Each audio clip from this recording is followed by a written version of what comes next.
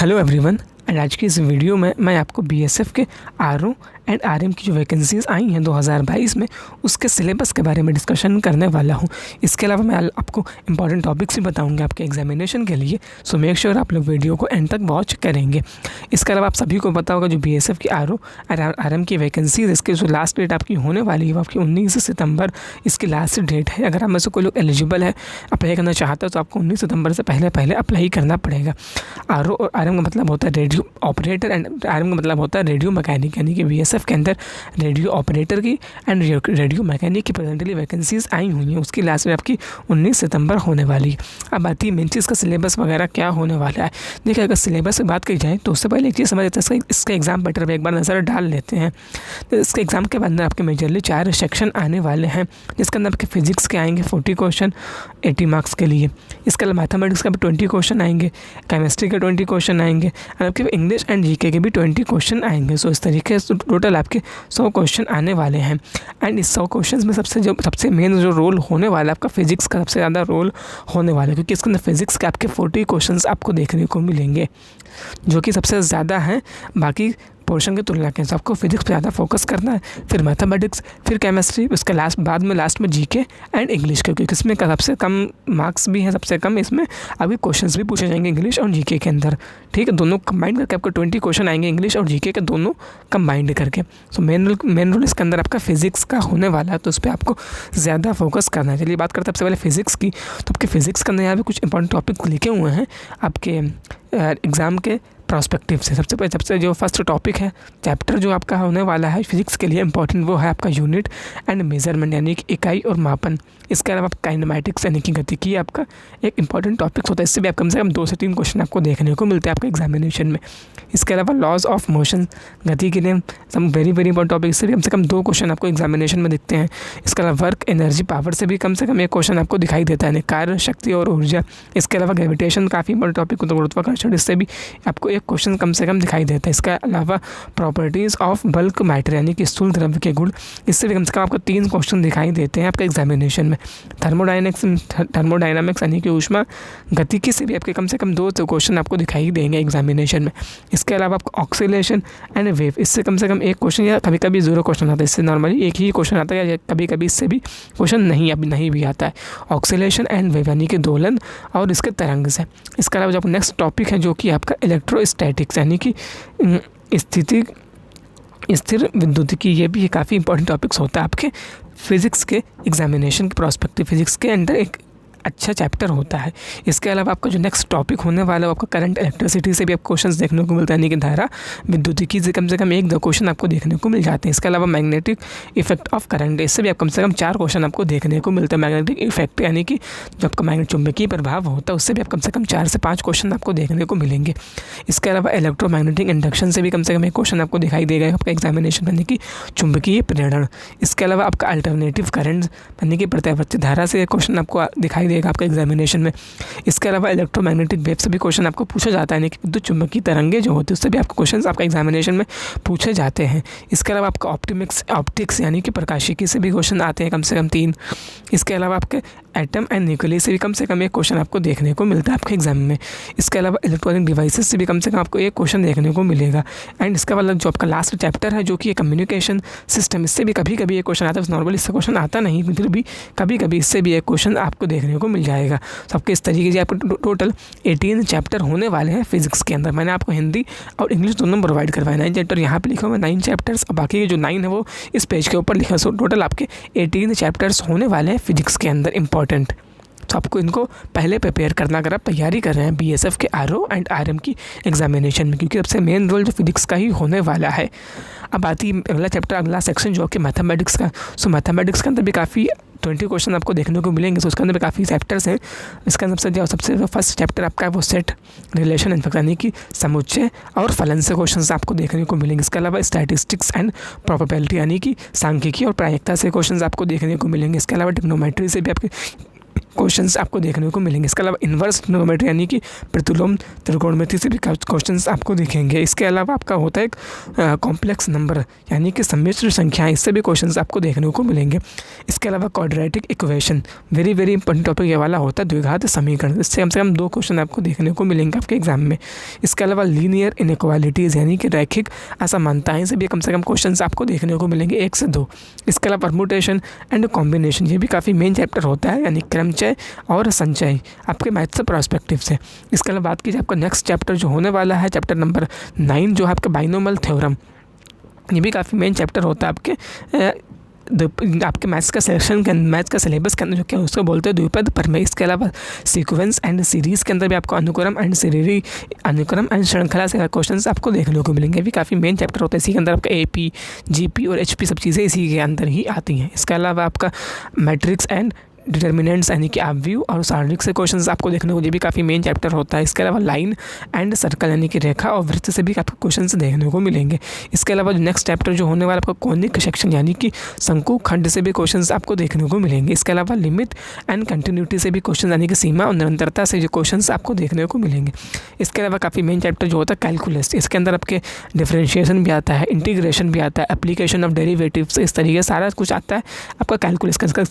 कम से 5 क्वेश्चन आपको देखने को मिलेंगे कैलकुलस के, सारे कुछ मिला के आपका डिफरेंशिएशन, इंटीग्रेशन प्लस आपका एप्लीकेशन ऑफ डेरिवेटिव्स। इसके अलावा नेक्स्ट जो है आपका लास्ट चैप्टर जो होने वाला वेक्टर एंड 3D ज्योमेट्री यानी कि सदिश और ज्यामिति से भी आप क्वेश्चन से देखने को मिलेंगे। सो आपकी टोटल 16 चैप्टर होने वाले हैं मैथमेटिक्स के अंदर, जो कि आपको 20 क्वेश्चन के लिए होने वाले हैं, जो कि आपको 40 मार्क्स गेन करवाएंगे आपके BSF के RO एंड RM के एग्जामिनेशन में। सो आपको इन चैप्टर्स को पहले प्रिपेयर करना है। 8 चैप्टर यहाँ लिखे हुए, बाकी के 8 चैप्टर्स जो इस पेज के ऊपर लिखे हैं।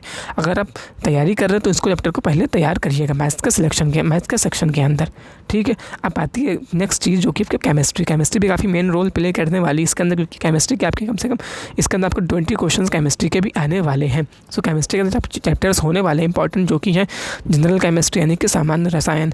इसके अलावा स्ट्रक्चर ऑफ एटम यानी कि परमाणु की संरचना से क्वेश्चन आपको देखने को मिलेंगे। इसके अलावा क्लासिफिकेशन ऑफ एलिमेंट यानी कि तत्वों का वर्गीकरण से भी आपको क्वेश्चन देखने को मिलेंगे। इसके अलावा केमिकल बॉन्डिंग यानी कि रासायनिक संबंध से भी क्वेश्चन आपको देखने को मिलेंगे। इसके अलावा मॉलिक्यूलर स्ट्रक्चर यानी कि आणविक संरचना जो होती है उससे भी क्वेश्चंस आपको देखने को मिलेंगे। इसके अलावा हाइड्रोजन एंड आपको हाइड्रोकार्बन्स यानी कि हाइड्रोजन और हाइड्रोकार्बन से भी आप क्वेश्चंस देखने को मिलेंगे।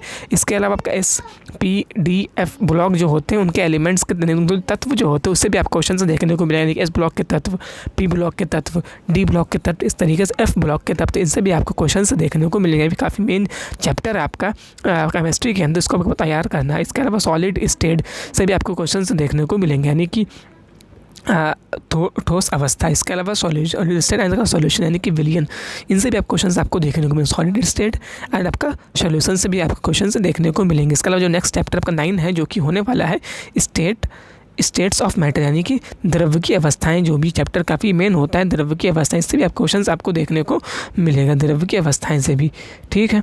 इसको आपको तैयार करना अगर आप तैयारी कर रहे हैं BSF के RO इस RM की। इसके अलावा अगला जो चैप्टर होने वाला चैप्टर नंबर 10 जो कि है इलेक्ट्रोकेमिस्ट्री यानी कि विद्युत रसायन से भी क्वेश्चन आपको देखने को मिलेंगे। केमिकल काइनेटिक्स से भी क्वेश्चन आपको देखने यानी कि रासायनिक गतिकी से भी क्वेश्चन आपको देखने को मिलेंगे। इसके अलावा सरफेस केमिस्ट्री यानी कि पृष्ठ रसायन से भी क्वेश्चन आपको देखने को मिलेंगे। Process of isolation of element यानी कि तत्वों के प्रकार से भी आप क्वेश्चन देखने को मिलेंगे। इसके अलावा कोऑर्डिनेशन कंपाउंड यानी कि समन्वय यौगिक यानी कि जो संयोजन यौगिक होते हैं उन्हें समन्वय यौगिक बोलते हैं, तो उससे भी आपके क्वेश्चन देखने को मिलेंगे। कोऑर्डिनेशन कंपाउंड्स, इसके अलावा haloalkanes and haloarene से भी क्वेश्चंस देखने को मिलेंगे आपको। अल्कोहल हुआ, फिनॉल, एथर से भी आपको क्वेश्चंस देखने को मिलेंगे। इसके अलावा एल्डिहाइड हुआ, कीटोन, कार्बोक्सिलिक एसिड से भी आपको क्वेश्चंस देखने को मिलेंगे। ये भी काफ़ी मेन चैप्टर होता है आपके ऑर्गेनिक केमिस्ट्री के अंदर।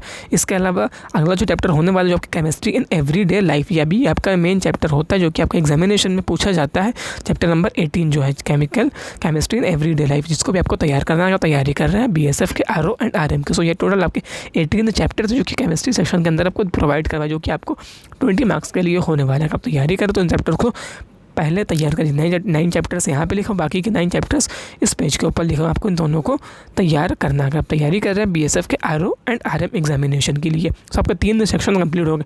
अब आती है आपके 4th सेक्शन जो होने वाला है, जो कि है इंग्लिश एंड GK का। तो इंग्लिश और GK दोनों कंबाइंड आपके 20 क्वेश्चन आने वाले हैं। कह सकते हैं कि आप 10 क्वेश्चन इंग्लिश के आएंगे, इसमें से कोई फिक्स नहीं है 10 आए, लेकिन आप कह सकते हैं, अंदाज़ा लगा सकते हैं कि 10 क्वेश्चन इंग्लिश के आएंगे, तो आपका बाकी के 10 क्वेश्चन जो आपके हैं वो GK से आने वाले। तो आपको जो इंग्लिश का सिलेबस होने वाला है इस एग्जामिनेशन के लिए, जो कि आपका एरर्स यानी कि एरर से क्वेश्चन आपको देखने के लिए, करेक्शन ऑफ सेंटेंसेस से आपके क्वेश्चन से देखने को लिए कम से कम एक क्वेश्चन जरूर इससे आएगा। इसको हम बोलेंगे एरर या सब्स्टिट्यूशन भी बोलते हैं। इसके अलावा आपको जॉइनिंग सेंटेंसेस एंड एग्जाम्पल से क्वेश्चन देखने को मिलेंगे।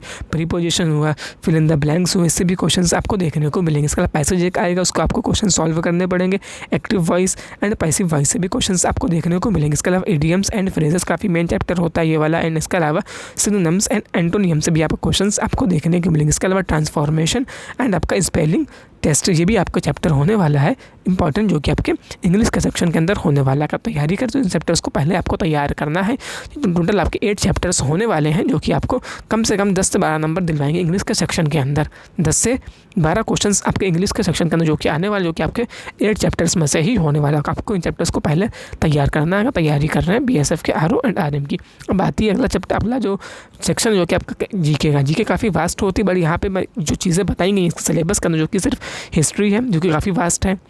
ज्योग्राफी यानी कि भूगोल, ये भी काफ़ी बड़ी। इसके अलावा जनरल साइंस भी काफ़ी ज़्यादा है। एंड आपका करंट अफेयर्स तो बिल्कुल ब्रह्मांड ही करंट अफेयर्स। तो आपको इन आपके चैप्टर्स होने वाले हैं, आपके टॉपिक्स इंपॉर्टेंट हैं जो GK के अंदर आने वाले हैं। बट आपको पता है कि सिर्फ 10 या 5 से 10 ही क्वेश्चन आपके GK के अंदर आने वाले। सब करना कि आपको सब मेन जो हाईलाइट्स टॉपिक होते हैं उनको तैयार करना। आपको इन सब इसके ऊपर पूरा मत जाइएगा, इसके ऊपर आपको पूरा तैयार नहीं करना। पूरी हिस्ट्री नहीं पढ़नी है ना, आपको पूरी ज्योग्राफी पढ़नी है ना, पूरी आपको साइंस पढ़नी है। इसके अलावा सिर्फ जो मेन टॉपिक्स होते हैं उनको तैयार करना। जैसे कि मैं आपको बताने वाला हूँ, जी आपके कुछ टॉपिक्स हैं मेन इंपॉर्टेंट टॉपिक, जो कि GK के लिए होने, जिसको आपको तैयार करना है पहले।